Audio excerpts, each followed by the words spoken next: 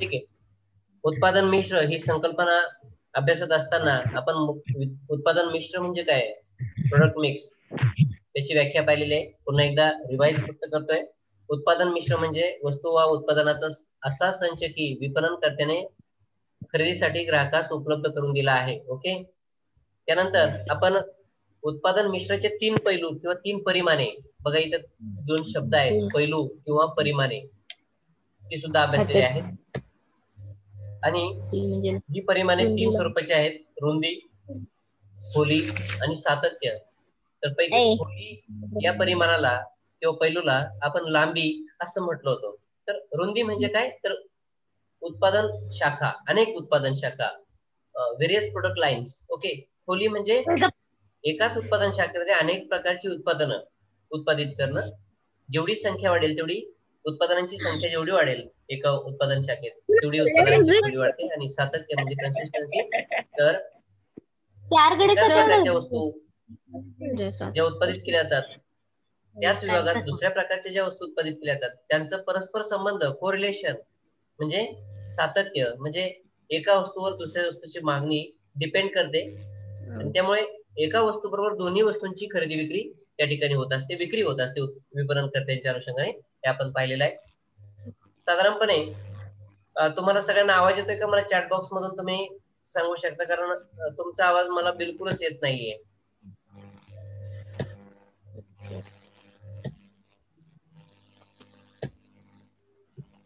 Yes म्हणायचं Sachin.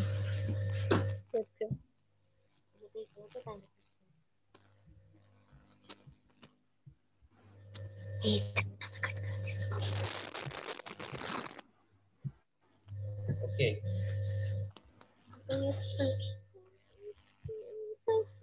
Just a second. हा आरती, काय म्हणते बेटा, आवाज येतोय? हो ठीक आहे, आवाज येत असेल तर काही प्रॉब्लेम नाहीये. इथे एकच मिनिट.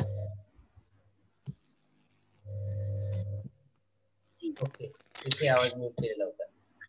ठीक आहे, आता आवाज येतोय. तर साधारणपणे उत्पादनांची रुंदी, खोली किंवा सातत्य आपण त्या निमित्ताने असलेलं आहे.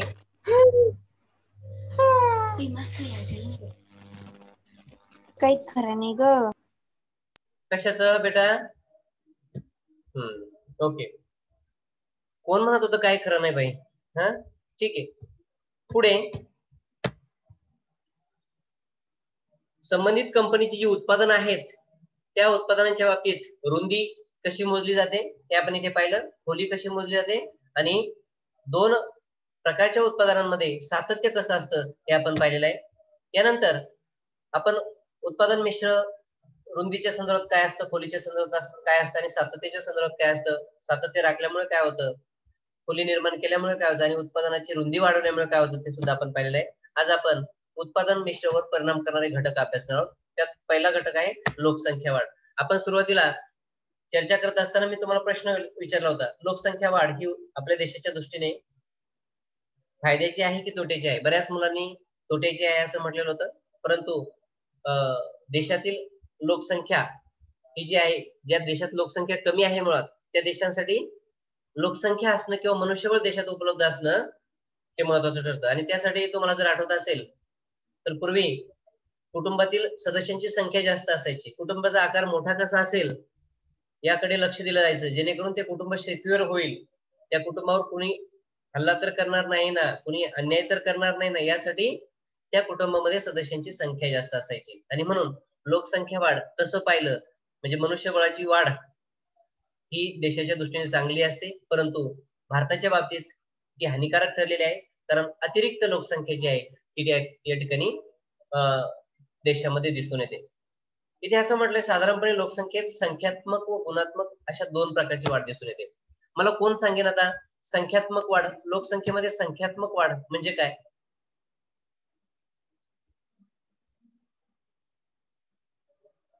कार्तिकी पवारला काय म्हणायचंय? गुड मॉर्निंग जी. आणि अरे देवा, कोण आहे ही कार्तिकी पवार? सर, मॅडम या मुलीचं नाव लिहून घ्या, कार्तिकी पवार.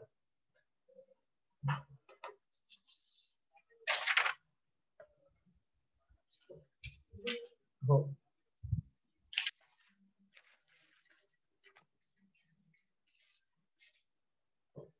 ठीक आहे. हे बघतो आणि आजची तारीख आहे. लोकसंख्येमध्ये संख्यात्मक वाढ म्हणजे काय? मला त्या प्रश्नाचं उत्तर हवं आहे. त्याची वाट मी बघत होतो आणि त्यासाठी चॅट बॉक्स उघडून पाहिला तर कार्तिकी पवार काय म्हणते, अरे देवा म्हणते, गुड मॉर्निंग जी म्हणते. म्हणजे आपण कुठे बसलोय, कुणाला गुड मॉर्निंग करतोय याचं भान आपल्याला असलं पाहिजे. मला परत लेक्चर संपल्यानंतर पर्सनली कोणीही फोन करायचा नाही, व्हॉट्सअपवर कोणीही मेसेज टाकायचे नाही, काय असेल ते लेक्चर मध्ये बोलायचं. ओके. नंबर मध्ये लोकसंख्या मोजली जाते. नंबर मध्ये संख्यात्मक लोकसंख्या, जन्मदरात वाढ. Very good, very good. Chavan अर्चनेने सांगितले, शेळके नाईने सांगितले. आता नंबर मध्ये लोकसंख्या मोजली जाते म्हणजे नेमकं काय म्हणायचं बेटा तुला? जास्त लोकसंख्या. Very good. संख्यात्मक, गोसावी आरतीने म्हटलेलं आहे. खूप छान उत्तर दिलंय गोसावी आरतीने. ठीक आहे. संख्यात्मक म्हणजे संख्या ही लोकसंख्येची संख्या लक्षात घेतल्या ते म्हणजे संख्या किती आहे लोकांची त्याला संख्यात्मक लोकसंख्या म्हणायचंय. म्हणजे संख्या कमी असेल तर कमी लोकसंख्या, संख्या जास्त असेल तर जास्त लोकसंख्या. बरोबर. आता लोकसंख्येचा विस्फोट झालाय असं आपण म्हणतो, म्हणजे लोकसंख्या वाढली. म्हणजे लोकसंख्या ही संख्यात्मक पद्धतीने आपण मोजलेली आहे. आणि दुसरा पैलू आहे गुणात्मक लोकसंख्या. म्हणजे काय बाळांनो? गुणात्मक लोकसंख्या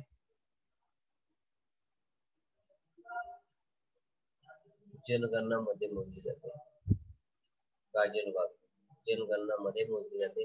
बरं, ठीक आहे. मोजणी केली जाते संख्यात्मक लोकसंख्या. Very good. आता मला सांगा गुणात्मक लोकसंख्या. Very good. कोण म्हटलंय? लिटरसी दर, चांगले गुण असलेली लोकसंख्या. गोसावी आरतीने त्यातल्या त्यात चांगलं उत्तर दिलंय. शेळके नाईन बेटा लिटरसी दर म्हणजे साक्षरता दर तुला म्हणायचं आहे, पण काय होतंय मोजक्या आणि नेमक्या शब्दात आपण सांगणं अपेक्षित आहे. जी लोकसंख्या. ओके गणेश शिकलेले. Very good. ठीक आहे. गुणात्मक लोकसंख्या गुणात्मक बाबीमध्ये मोजली जाते. साक्षर लोकसंख्या. Very nice. नुसतं साक्षर असून चालत नाही बेटा, नुसतं शिकून चालत नाही, फक्त लिटरसी असून चालत नाही, तर चांगले गुण असलेली लोकसंख्या. आरतीने जे उत्तर दिले ना ते आणखी प्रॉपर या ठिकाणी ठरतंय. तात्पर्य काय आहे मला सांगायचं काय आहे की लोकसंख्या ही गुणात्मक पद्धतीची असते. म्हणजे देशामध्ये जेवढे काही लोक आहेत त्या लोकांकडे वेगवेगळ्या प्रकारचे स्किल्स आहेत, त्याला गुणात्मक लोकसंख्या म्हणायचे. नुसतंच लोक असून फायदा नाहीये, तर त्यांच्याकडे वेगवेगळ्या प्रकारचे गुण असणं, स्किल्स असणं हे तितकंच महत्वाचं आहे. बघा आपल्या घरात जेवढे सदस्य आहेत त्या सगळ्या सदस्यांचे जे गुण आहेत ते भिन्न आहेत, वेगवेगळ्या प्रकारचे आहेत. आणि कुटुंबामध्ये किंवा काही भागामध्ये किंवा काही घरांमध्ये आपण अशी माणसं पाहतो आयडल स्वरूपाची की कुठल्याच प्रकारचे गुण त्या व्यक्तीमध्ये नाहीयेत किंवा ती व्यक्ती बसून राहिलेली असते. ज्या व्यक्तीकडे गुण नाहीयेत, ज्या व्यक्तीकडे स्किल्स नाहीयेत त्या व्यक्तीच्या हातांना काम मिळत नाही. पहिली गोष्ट लक्षात घ्या. ज्याच्याकडे स्किल्स आहेत ती व्यक्ती स्वस्थ कधीही बसलेली नसते. तर लोकसंख्या ही संख्यात्मक पद्धतीने आणि गुणात्मक पद्धतीने वाढ करताना आपल्याला दिसून येते. म्हणजे लोकसंख्येत संख्यात्मक पद्धतीने वाढ सुद्धा होत जाते आणि गुणात्मक पद्धतीने सुद्धा वाढ होत जाते. हे आपल्याला या ठिकाणी पाहायचं आहे. कारण मागच्या पिढीतील लोक जितक्या प्रमाणात साक्षर होते त्याच्यापेक्षा जास्त साक्षर लोक या पिढीतील आहेत. फक्त साक्षरच नाही तर अनेक प्रकारचे स्किल्स त्यांनी अडॉप्ट केलेले आहेत, अनेक प्रकारची कौशल्य धारण केलेले आहेत. आणि जुन्या लोकांमध्ये किंवा जुन्या लोकांच्या काम करण्याच्या पद्धतीमध्ये आणि नवीन लोकांच्या काम करण्याच्या पद्धतीमध्ये बदल त्यामुळे घडून येतो. का झालंय तर गुणात्मक वाढ झाली. पूर्वीचे गुण, पूर्वीचे टेक्निक्स आणि आताचे टेक्निक्स ते बदललेले आहेत. आणि त्यामुळे काय होतंय आपण सातत्याने पाहतो की लोकसंख्येमध्ये संख्यात्मक आणि गुणात्मक वाढ होते. गुण वाढत चालतात नाही का. एका कुटुंबामध्ये जे बाळ जन्माला येतं आणि ते बाळ मागच्या म्हणजे पॅरेंट्स पेक्षा निश्चितपणे एक पाऊल पुढे असतं आपण असं म्हणतो. म्हणजे काय त्यांच्यापेक्षा ते गुणात्मक पद्धतीने पुढे असतात, काय म्हणूयात, पुढच्या स्टेपवर असतात.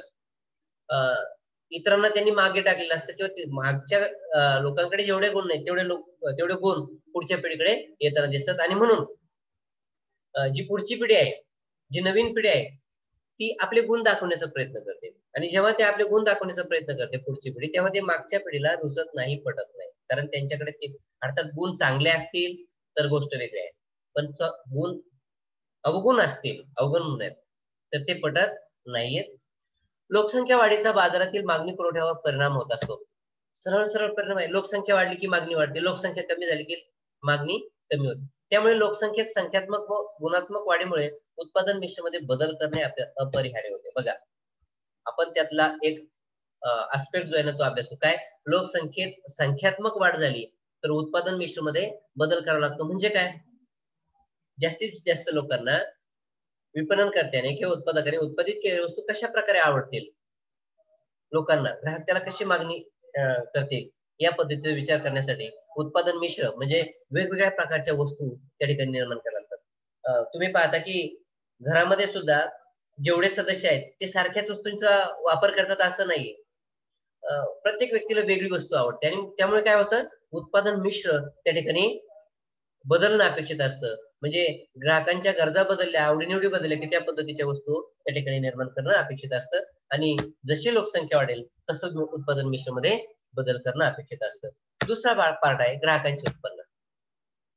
समाजातील ग्राहकांच्या उत्पन्नात अनेक कारणांमुळे बदल घडून येत असतात. म्हणजे काय रे? ग्राहकांचे उत्पन्न बदलते. ग्राहकांचे उत्पन्न बदलण्यामध्ये कारणीभूत घटक कोणकोणते आहेत? मला कोण सांगू शकेल? ग्राहकांचे उत्पन्न कसे बदलते किंवा ग्राहकांचे उत्पन्न बदलण्यास कारणीभूत असलेले घटक कोण सांगेल मला? येस, ग्राहकांचे उत्पन्न बदलण्यास कारणीभूत असलेले घटक. पाचोरे पूजा. येस येस, ग्राहकांचे उत्पन्न बदलण्यास कारणीभूत असलेले घटक.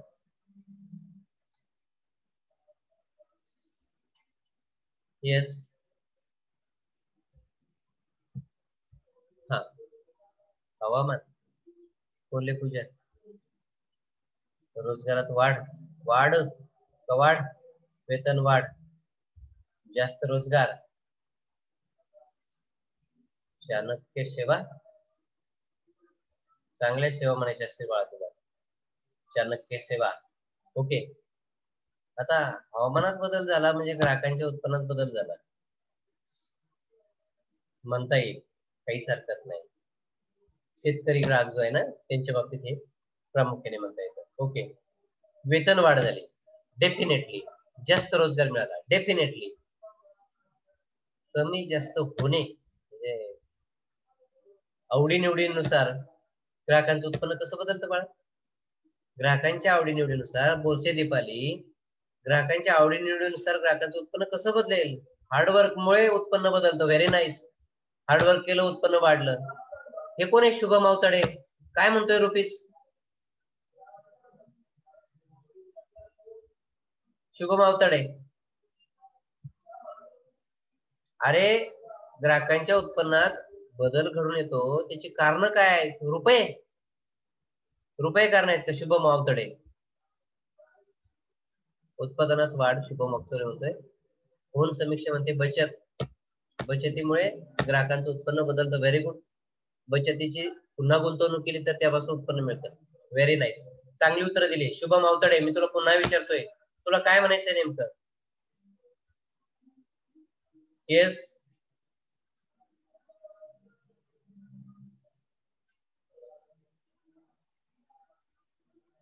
ठीक.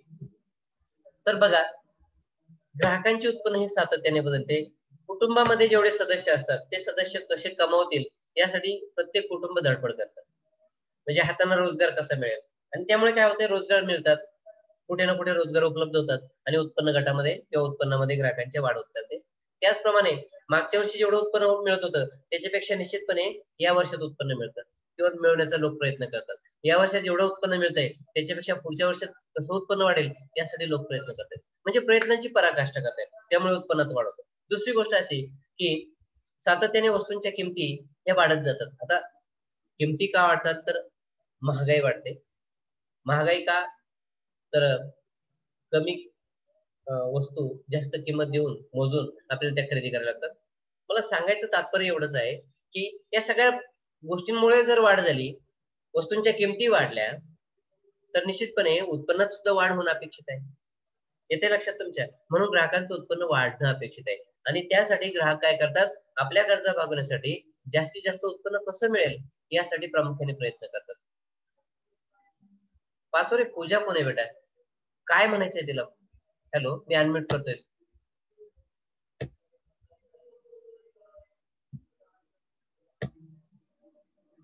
हॅलो हॅलो, येतोय आवाज? मॅडम या मुलीचं पण एक नाव लिहून घ्या. पाचोरे पूजा. अजय चौधरी उत्तर देत जा. अजय चौधरी नाव घ्या. मंगेश बागुल, गौरी, अनिल कोळ ही पण नाव लिहून घ्या. हा काय पर्सनल चॅट बॉक्स नाही. तुम्ही घरी बसून एकमेकांशी चॅटिंग नाही करत आहेत. तुम्ही क्लासमध्ये आहात आणि क्लासचं चॅटिंग आहे. अजय चौधरी, मंगेश बागुल, गौरी कोळ आणि उत्तर देत जा असं म्हटलेलं आहे. उत्तर देत जा आणि मग त्याला रिप्लाय केला मंगेश बागुलने हो आणि गौरी अनिलने हो. कोळ, गौरी अनिल हो. हो हो ठीक आहे. पाचोरे पूजा, तुला नेमकं काय म्हणायचंय? का हँड रेज करते? येस. सॉरी सर, चुकून झाले ते. ओके ठीक आहे. आपण काय बघत होतो तर ग्राहकांचे उत्पन्न कसे वाढते? तर प्रत्येक व्यक्तीला असं वाटतं की आपलं उत्पन्न वाढलं पाहिजे आणि प्रत्येक जण कमी रोजगार असेल तर जास्त प्रमाणात रोजगार कसा मिळेल, आपलं उत्पन्न कसं वाढेल यासाठी प्रयत्न करतो. आणि दर वर्षामध्ये इन्क्रीमेंट असते. जर नोकरदार असतील म्हणजे सेवा क्षेत्रामध्ये लोक काम करत असतील तर त्यांची इन्क्रीमेंट होत असते आर्थिक वर्ष संपल्यानंतर किंवा प्रत्येक आर्थिक वर्षामध्ये. तर या गोष्टींमुळे उत्पन्न गटामध्ये सातत्याने वाढ होत चालते आणि त्यामुळे ग्राहकांचे उत्पन्न वाढल्यामुळे ग्राहकांची खरेदीची क्षमता देखील वाढते आणि ज्यामुळे ग्राहकांची क्षमता वाढते, ग्राहक वस्तूंची खरेदी करतात, अशा वेळेला उत्पादकांना किंवा विपणनकर्त्यांना वाढीव वस्तू, जास्त प्रमाणातील वस्तू बाजारपेठेमध्ये उपलब्ध करून द्याव्या लागतात किंवा अनेक प्रकारच्या वस्तू ग्राहकांसाठी उपलब्ध करून द्याव्या लागतात आणि म्हणून उत्पादकांना उत्पादन मिश्रमध्ये बदल करणं अनिवार्य ठरतं. त्यानंतर तिसरं घटक जो आहे जो परिणाम करतोय ग्राहकांची वर्तणूक किंवा वागणूक. बघा, ग्राहकांची वर्तणूक, मग त्या ग्राहकांच्या वर्तणुकीमध्ये आवडीनिवडी येतात, त्यांच्या सवयी येतात, त्यांच्या गरजा येतात, त्यांची श्रद्धा आणि त्यांच्या फॅशन्स. बघा, म्हणजे ग्राहक आपलं राहणीमान निर्माण करण्यासाठी ज्या ज्या बाबींची मागणी करतो, ज्या ज्या वस्तूंचा वापर करतो, त्या वस्तूंमुळे त्या ग्राहकाची वर्तणूक ठरत असते. तो परिधान करत असलेले कपडे, तो उपभोग घेत असलेल्या वस्तू, मग त्या कुठल्या दर्जाच्या आहेत यावरून त्याची वर्तणूक ठरत असते. एखाद्याने चांगल्या ब्रँडची सायकल घेतली तर तो त्याची वर्तणूक बदल. वेगळ्या ब्रँडची सायकल, याचा अर्थ काय की आपोआप त्याच्या वर्तणुकीमध्ये वागणुकीमध्ये बदल होत चालतो. दुसरं असं की इतरांपेक्षा त्याची वर्तणूक वेगळी ठरते. का तर तो ज्या वस्तूंची खरेदी करतो आणि ज्या वस्तूंचा वापर करतो त्या वस्तूंच्या प्रभावामुळे त्याची वर्तणूक बदलत असते. त्याची आवड, त्याच्या आवडीनुसार त्याची वर्तणूक बदलते. बघा, बऱ्याचदा अन्न वस्त्र निवारा, तर वस्त्र हे परिधान करण्यासाठी असतात, परंतु त्यातल्या त्यात वेगळ्या प्रकारची वस्त्र कशी असतील आणि वेगळ्या प्रकारची वस्त्र परिधान केल्यानंतर वेगळ्या प्रकारची चाल कशी असेल याकडे बरेच लोक लक्ष पुरवतात. म्हणजे आपण चालत असताना सुद्धा तो वेगळ्या पद्धतीने कसं चालेल, म्हणजे त्याची वर्तणूक तो ज्या वस्तू वापरतो त्यावरून ठरते. पायात शूज घातलाय की चप्पल घातली यावरून सुद्धा त्याची वर्तणूक बदलत असते. म्हणजे त्याची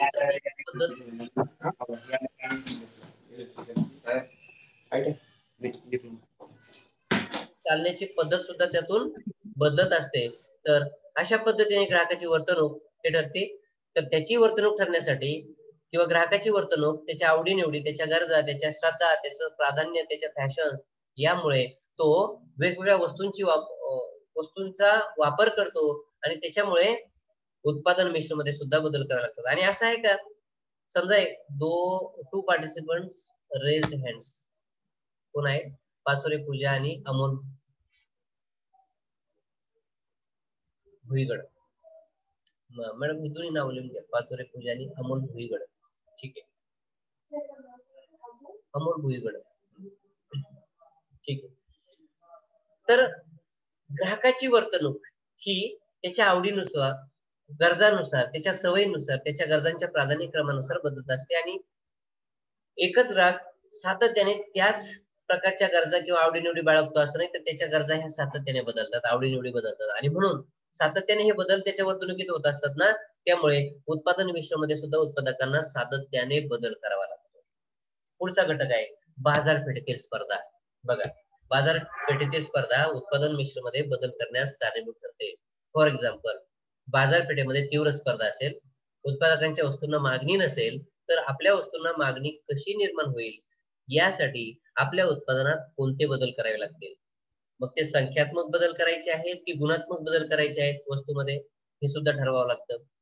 कारण वस्तूची गुणवत्ता सिद्ध झाली नाही तर वस्तूंना मागणी निर्माण होत नाही आणि त्यामुळे स्पर्धेमध्ये, बाजारपेठेमध्ये जी स्पर्धा आहे किंवा स्पर्धेवर मात करायची आहे, अशा वेळेला प्रतिस्पर्ध्यांच्या वस्तूंपेक्षा आपल्या वस्तू जास्त इफेक्टिव्ह, दर्जेदार कशा असतील यासाठी उत्पादकांना उत्पादन मिश्रमध्ये बदल करावा लागतो.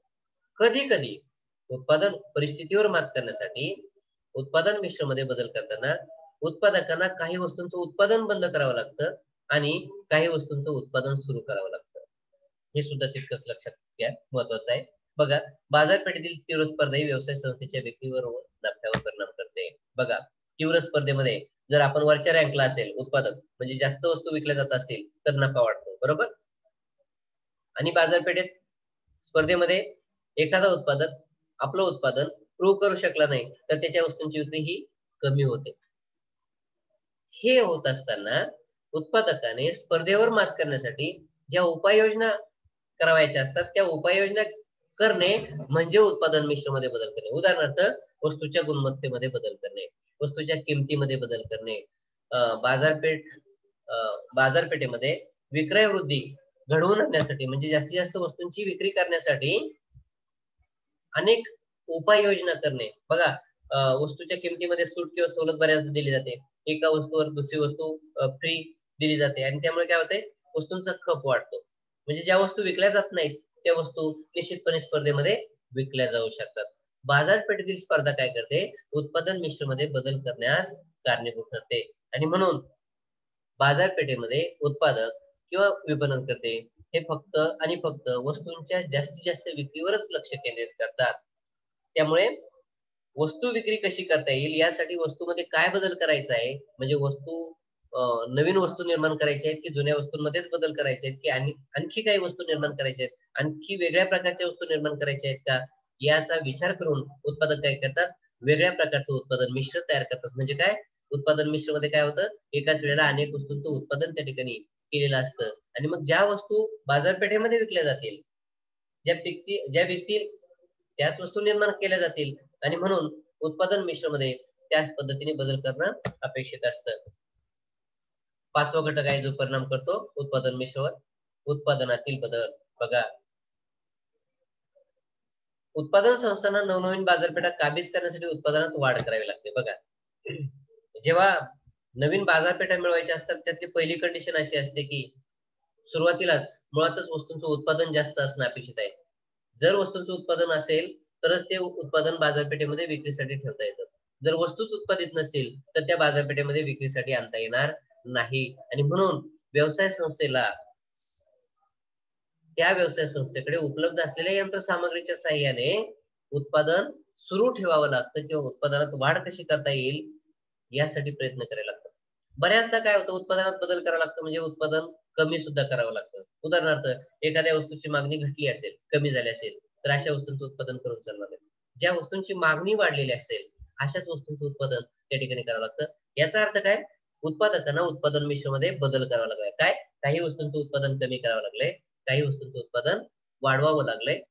कधी कधी गरजेप्रसंगी काही उत्पादनं बंद करावी लागतात, ती कालबाह्य ठरतात आणि त्याच्या जागेवर नवीन उत्पादनं जी आहेत ते रिप्लेस करावी लागतात. म्हणजे नवीन उत्पादनांना प्राधान्य त्या ठिकाणी दिलं जातं, नवीन प्रकारचं उत्पादन केलं जातं आणि जुनी उत्पादनं कालबाह्य ठरतात. आणि म्हणून तुम्ही पाहता बाजारपेठेमध्ये पूर्वी ज्या प्रकारच्या वस्तू बाजारपेठेमध्ये विक्रीसाठी उपलब्ध असायच्या त्या वस्तू आज बाजारात उपलब्ध नाहीत.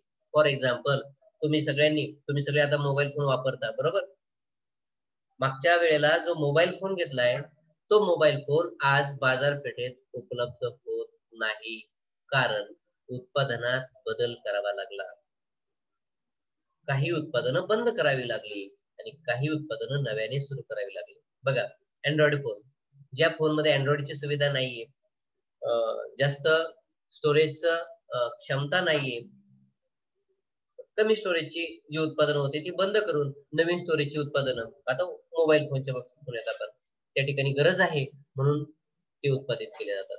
तात्पर्य काय आहे की उत्पादनात जर बदल झाला किंवा करायची गरज भासली तर निश्चितपणे उत्पादकांना उत्पादन मिश्रमध्ये बदल करावा लागतो आणि मग उत्पादन मिश्रमध्ये बदल केला तर काही जुन्या वस्तूंचं उत्पादन बंद करावं लागतं किंवा कमी करावं लागतं आणि नवीन वस्तूंचं उत्पादन गरजेपोटी त्या ठिकाणी करावं लागतं. त्यानंतर पुढचा मुद्दा आहे भांडवलाचा किंवा वित्त पुरवठ्याचा अभाव.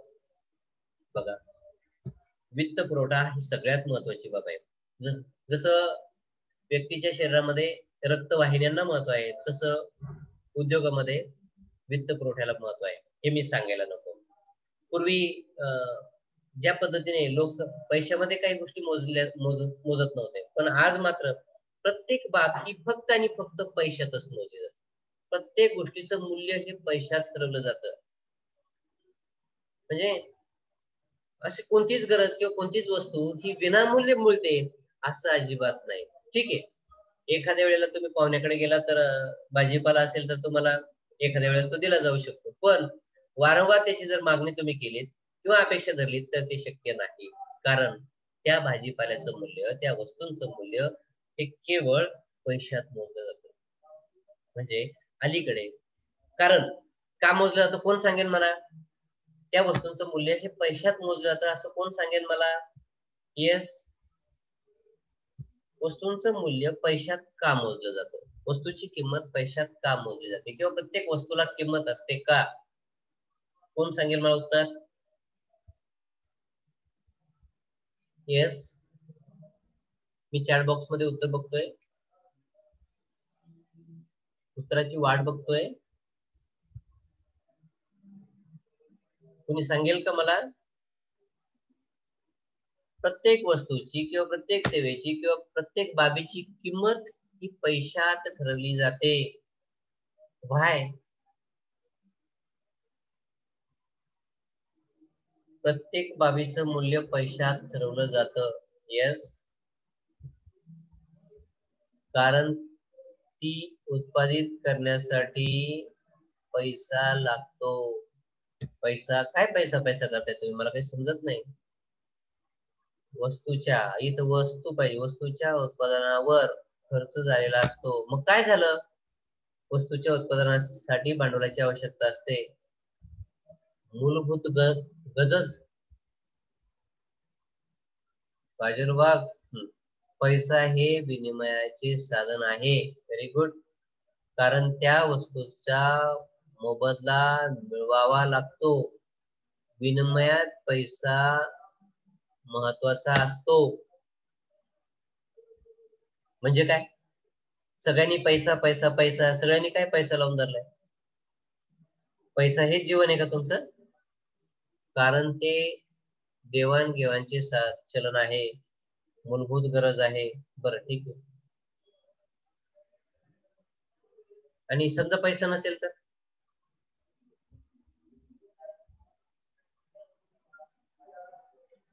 ही सगळी उत्तर तुम्ही पैशाच्या बाबतीत दिली.